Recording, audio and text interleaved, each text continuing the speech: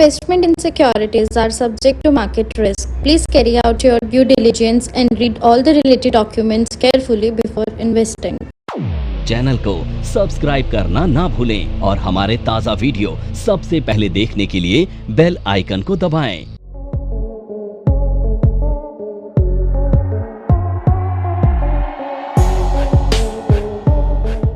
आप fix asset के अंदर इंटेंजिबल एसेट्स बना सकते हो, टेंजिबल एसेट्स बना सकते हो, ऐसे बना सकते हो। लेकिन इन दोनों का जो पेरेंट ग्रुप रहेगा वो टैली ने दिया है फिक्स एसेट्स, तो वो फिक्स एसेट ही बनाना पड़ेगा।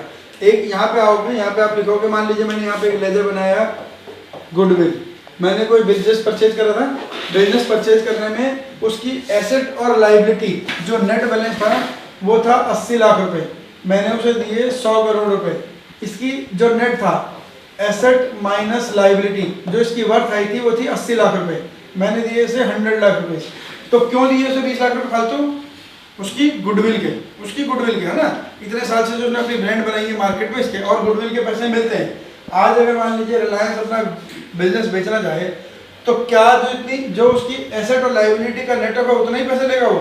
नहीं, इतने साल से उसने इतनी बड़ी मार्केट में ब्रांड बनाई है, उस ब्रांड के पैसे भी तो लेगा।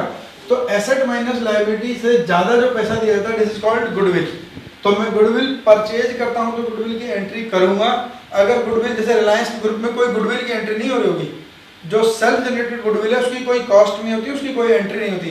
हाँ, अगर कोई इस बिजनेस को खरीदेगा और एसेट माइनस लाइबिलिटी यानी कि नेटवर्थ से ज्यादा पैसे देगा तो डिफरेंस पैसा क्यों दे रहे हैं? उसकी गुडविल का पैसा दे रहे हैं। तो अब मैं अपनी बुक्स में ऐसे गुडविल लिख रहा हूँ। गुडविल है तो फिक्स एसेट ही, लेकिन कौन सी वाली है? Intangible assets. तो मैं गुडविल के अंदर लिखूंगा इंटेंजिबल एसेट और इंटेंजिबल एसेट को ग्रुप बनाऊंगा फिक्स एसेट।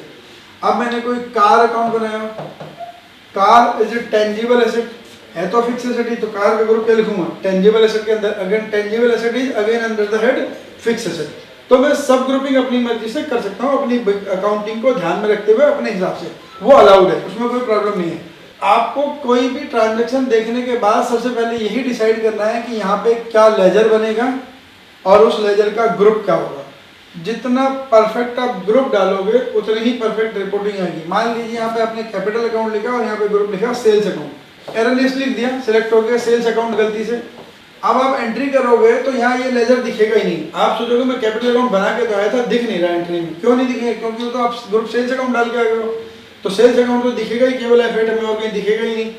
तो अब आप F6 F5 की एंट्री कर रहे हो, मैंने कैपिटल ली है तो F6 की एंट्री कर रहे हो, वो मिलेगा नहीं लेजर, क्योंकि टैली को ये वाले नाम पढ़ने आते ही नहीं। उसको इस नाम से लेना देना ही, ये हमारी समझ के लिए, हमारे इंटरप्रिटेशन के लिए। उसको ये वाली बात समझ आती है आपने क्या ग्रुप दिया। जब आप उसे ग्रुप सेल्स अकाउंट देके आओगे, जैसे ही आप F8 रखोगे तो दिख जाएगा आपको। तो ग्रुपिंग इंपॉर्टेंट है, जैसे ही आप ग्रुपिंग रखोगे उस जगह पे वो उसकी रिपोर्टिंग कर देगा। अगर मान लीजिए आपने यहाँ पे लिखा इंटरेस्ट पेड और यहाँ पे ग्रुप लिख दिया इनडायरेक्ट इनकम, तो क्या होगा? आप तो लिख रहे हो इंटरेस्ट पेड, होना क्या चाहते हैं? खर्चा, एक्सपेंस ही तो है इंटरेस्ट पेड, लेकिन ग्रुप क्या सिलेक्ट हो गया? Indirect income. तो टैली में कहाँ जाएगा? प्रॉफिट एंड लॉस अकाउंट के इनडायरेक्ट इनकम वाले पोर्शन में चला जाएगा।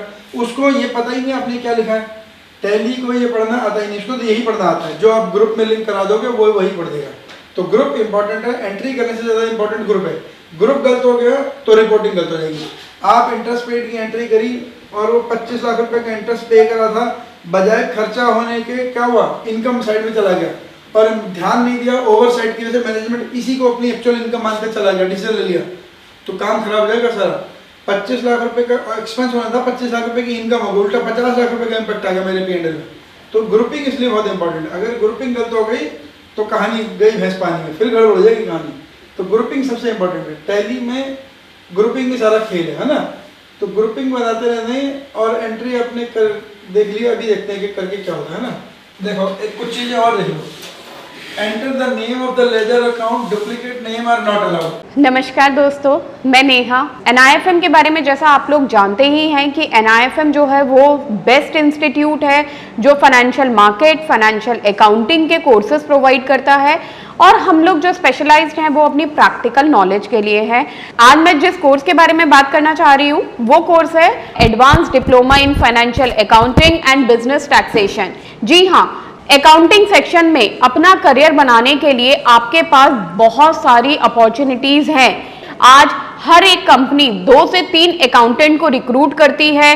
और अगर हम बात करें बड़ी बड़ी कंपनीज की, तो पूरे अकाउंट्स की एक टीम होती है। हर सेक्शन के लिए, हर डिवीजन के लिए अलग अलग इंसान की जरूरत होती है। तो वो इंसान आप क्यों नहीं है? आप वो इंसान तभी बन सकते हैं जब आपके पास किसी डिग्री के साथ साथ कोई प्रोफेशनल क्वालिफिकेशन होती है। जी हाँ, वो ही प्रोफेशनल क्वालिफिकेशन आपको NIFM से मिलेगी। इससे ये होगा कि जब भी आप नौकरी के लिए जाते हैं तो कोई भी चीज ऐसी नहीं है जो कि आपको रोक पाएगी। तो दोस्तों, मैं अपने एक कोर्स के बारे में आपको बताना चाहती हूँ। हम लोग के पास यहाँ एक कोर्स है जिस कोर्स का नाम है advance diploma in financial accounting and business taxation, जिसके अंदर 9 मंथ्स की आपको ट्रेनिंग दी जाती है। हमारा जो कोर्स है उसके अंदर टोटल 10 मॉड्यूल्स होते हैं, जिसमें accounting, GST, tally, ERP 9, companies act, payroll management, ESI and PF and MIS system, ये सारी चीजें आपको उसमें सिखाई जाएंगी। तो दोस्तों, फिर इंतजार किस चीज का है? प्लीज नीचे दिए गए नंबरों पर कांटेक्ट कीजिए। हमारे जो एक्सपर्ट्स हैं वो आपको आपकी जरूरत के अनुसार कोर्स गाइड करेंगे। अगर आपने एक बार नाम लिख दिया AK शर्मा, अब AK शर्मा के नाम से दोबारा लेजर नहीं बनाएगा टैली। नेम ऑलरेडी एग्जिस्ट दिखाएगा, एक नाम से लेजर एक ही बार बनाता है, बार बार नहीं मारता, और वो अच्छा भी है। मान लीजिए AK शर्मा के नाम से दोबारा भी अलाउड करें, आपको पता ही नहीं लगेगा AK शर्मा आपने अप्रैल में खोला, तो दोबारा इसी AK शर्मा ने जनवरी में ट्रांजैक्शन करी, तो फिर एक नया AK शर्मा खोल दोगे तो 2 AK शर्मा हो जाएंगे, लेजर के बैलेंस ही मैच नहीं हो पाएंगे। एक जगह पता लगा सेल चढ़ी हुई है, एक जगह पता लगा रिसिप्ट चढ़ी हुई है, तो इसलिए सेम नाम के लेजर को दोबारा खोलने नहीं देते, दोबारा मास्टर क्रिएट करने नहीं देता। Enter the alias of the ledger account if required you can access the ledger using the original name of or the alias। मतलब आपने मान लीजिए AK शर्मा आपका प्राइम सप्लायर है, आपका सोल सप्लायर है, या आपका जो टोटल सप्लाई होती है उसका 80% ट्रांजैक्शन तो AK शर्मा से ही होती है, मतलब मेजोरिटी परचेज आप AK शर्मा से ही करते हो। तो आप AK शर्मा का एलियास लिख सकते हो एक, या जो आपका मन करे कुछ भी लिख दो। मान लीजिए मैंने इसका AK शर्मा का सप्लायर, मैंने इसका नाम एलियास लिखा AKS, ठीक है। अब जैसे ही मैं AKS करूंगा तो यही नाम लेजर उठ जाएगा अपने आप ही। नंबर डालने में क्या होता है कि जनरली लेजर के नाम पार्टियों के वो जो मास्टर रखते हैं वो नंबर से चालू नहीं होते हैं, तो नंबर से पिक करना आसान होता है। अब ये AK शर्मा है, कोई हो सकता है कोई अनिल कुमार शर्मा भी हो, तो आप इसको भी AKS लिखोगे, कंफ्यूज करेगा ये, तो एलियास तो पहली बार रिपीट नहीं करेगा, लेकिन आप इसको AKS कह रहे हो या इसको AKS कह रहे हो, खुद ही याद रखना पड़ेगा। तो नंबर से डालने में आसानी होता है कि आप AKS के लिए कम से कम आपको 3 तो दबाने पड़ेंगे। AKS, अगर आपने इसका एलियास 1 रखा तो 1 करते AKS ही आएगा। तो जनरली क्या होता है, इसको कहाँ यूज ज़्यादा किया जा सकता है, जब आप अभी GST पढ़ोगे ना तो एलियास का काम ज़्यादा आता है GST में।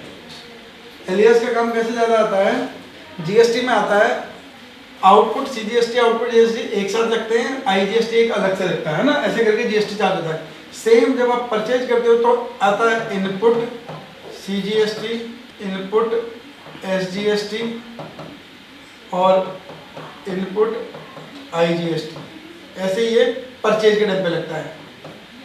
अब सेल परचेज तो फ्रीक्वेंट नेचर का काम है ना, फ्रीक्वेंट नेचर है, बार बार आने वाले काम है, तो आप इनके एलियास क्या कर सकते हो, इनपुट CGST को 1 रखो, SGST को 2 रखो, IGST को 3 रखो, इसको 4 रखो, इसको 5 रखो, इसको 6 रखो। तो बार बार सेल परचेज एक फ्रीक्वेंट नेचर का काम है, तो बार को ये यूज करना ही पड़ेगा। जैसे ही आप परचेज की एंट्री करोगे, टैक्स लगाओगे, तो आपको नहीं एटलीस्ट इनपुट तो टाइप करना पड़ेगा, अगर नहीं तो इनपुट CGST इनपुट C तक जाना पड़ेगा, इतना सब तो टाइप करने पड़ेंगे तभी ये लेजर मिलेगा।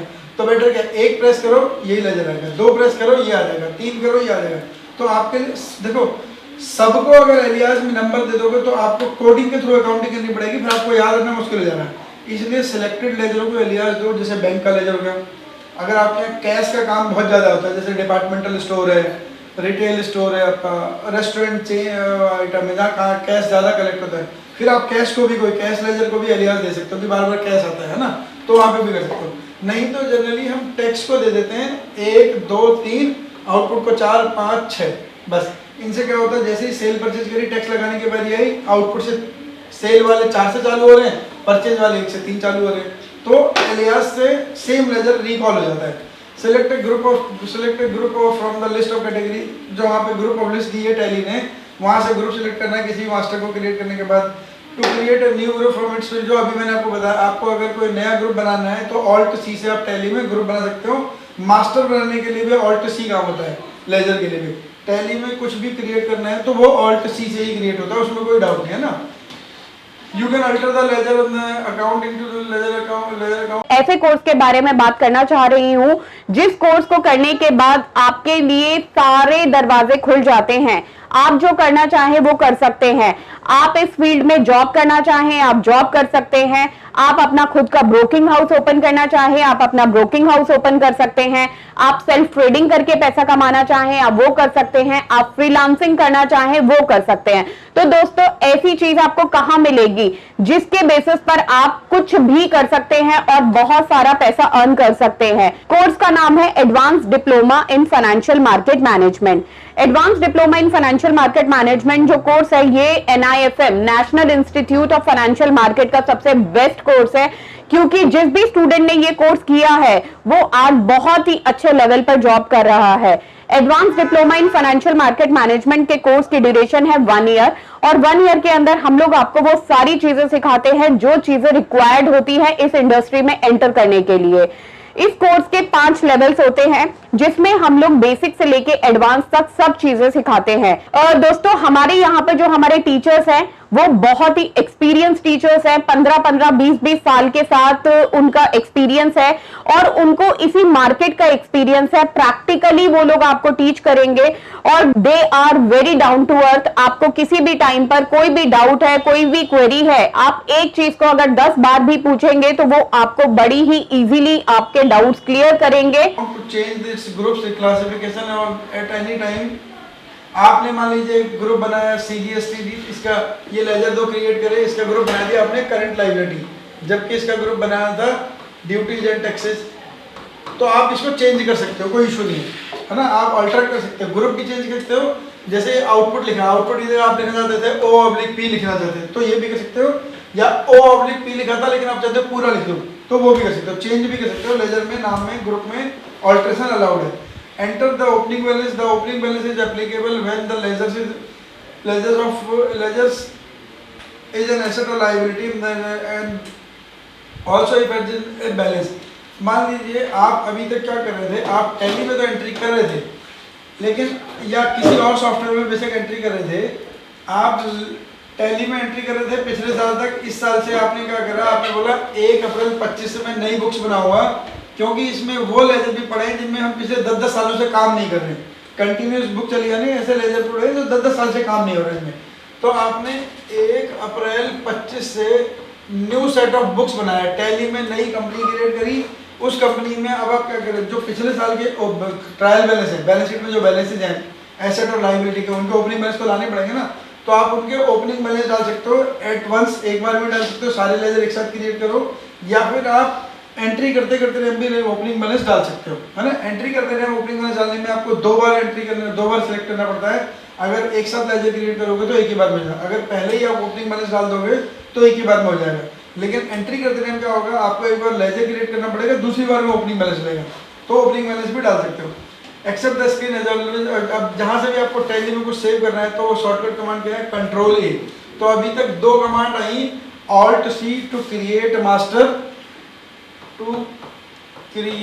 मास्टर, मास्टर का मतलब anything, financial ledger, inventory ledger, group, कुछ भी, और Ctrl+A to save. Tally ERP हो, प्राइम हो, कुछ भी हो, उसमें सेव करने के लिए Ctrl+A ही है।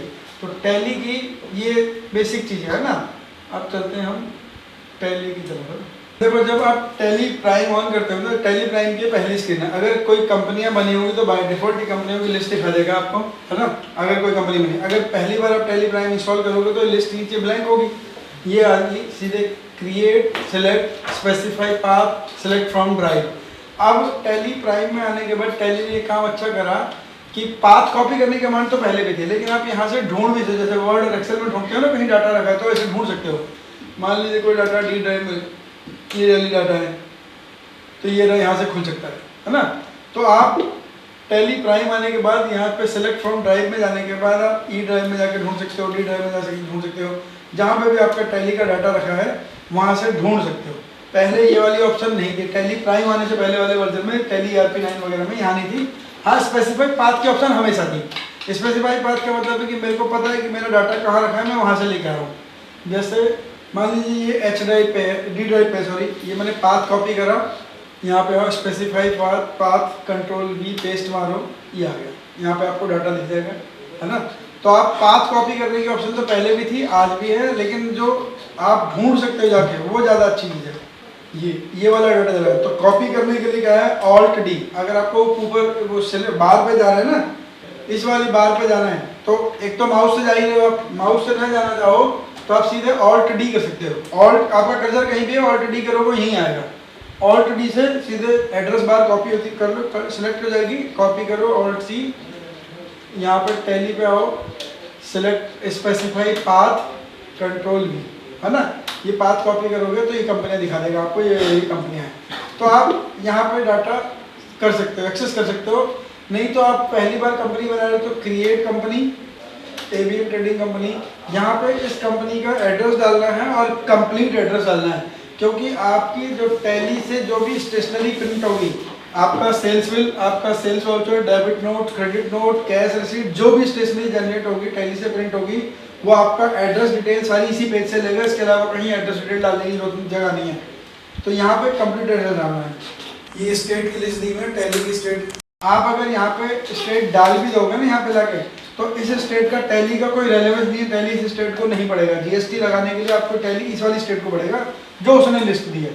तो इस वाली स्टेट से लिस्ट जरूर लानी है। बेशक आप यहाँ पे लिख दो, कोई फर्क नहीं पड़ता है, टैली को नहीं पढ़ना है, टैली को पढ़ना है ये वाला जो उसने दी है। लिस्ट लिया, यहाँ पे पिन कोड नंबर, यहाँ पे फैक्स अब चलते नहीं, ईमेल आईडी, जो इन्फॉर्मेशन आपकी कंपनी से रेलेवेंट है वो सब यहाँ आप डाल सकते हो, क्योंकि आपकी स्टेशनरी इसी को लेके जाएगी हर जगह। ये फाइनेंशियल ईयर कब से चालू हो रहा है, बुक्स कब से चालू हो रही है, दोनों सेम डेट हैं और सेम ही रहेंगी, कोई फर्क नहीं पड़ता उसको चेंज करेंगे। This is all about creation of the company. Company create कर लिया आपने, ये कंपनी क्रिएट होकर ये पहली स्क्रीन बाय डिफॉल्ट आती है। ये स्क्रीन टैली प्राइम में बाय डिफॉल्ट आती है यहाँ पर, लेकिन जो इससे पुराना वर्जन था टैली ERP 9, वहाँ पे ये स्क्रीन पे आने के लिए F11 करना पड़ता था, वो जरूरत नहीं है। वहाँ पे F11 से ये स्क्रीन आती थी, लेकिन टैली प्राइम में बाय डिफॉल्ट आती है। मतलब टैली क्या करना चाहता है, अभी आपने कंपनी क्रिएट करी है, इसमें से कोई ऐसी ऑप्शन है जो आप इनेबल करना चाहते हो या डिसेबल करना चाहते हो, बिफोर गोइंग फॉरवर्ड वो कर दो। जो टैली को लगता है वो सब ठीक है, वो उसने कर रखी है। जैसे उसने GST इनेबल कराया हुआ, क्योंकि मैक्सिमम चीज़ों में GST है ही है। तो अगर मान लीजिए बाई चांस की बात है, आप ऐसी कंपनी की अकाउंटिंग कर रहे हो GST नहीं है, तो एक बार पहले एंट्री करते करते बाद में मतलब ये तो बार बार GST मांग रहा है, फिर बाहर आके एग्जिट करोगे, तो आप यहीं डिसेबल कर सकते हो। तो जैसे अभी हमारे शुरू के असाइनमेंट में GST नहीं आएगा तो हम इसे नो कर देते हैं। बार बार हमसे GST से रिलेटेड बात ही नहीं पूछेगा, नहीं तो बार बार GST से रिलेटेड बात पूछेगा। जैसे यहाँ पर है, ये लगेगा maintain accounts, enable bill wise entry, cost centre, है ना। यहाँ पे maintain inventory, integrate accounts with inventory. Maintain inventory को अगर मैं नो कर दूंगा तो अब मेरे से जब भी मैं परचेज सेल की बात करूंगा तो मेरे से क्वांटिटी नहीं पूछेगा।